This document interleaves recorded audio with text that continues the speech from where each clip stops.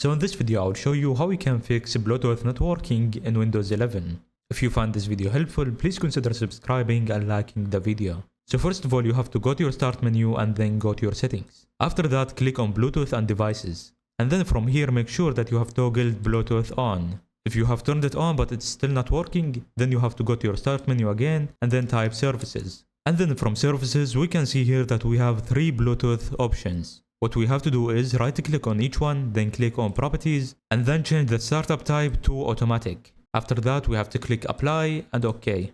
Then properties, automatic, apply, OK, and then the third one. And then after that, you have to restart your PC. If the Bluetooth is still not working, then you have to troubleshoot it.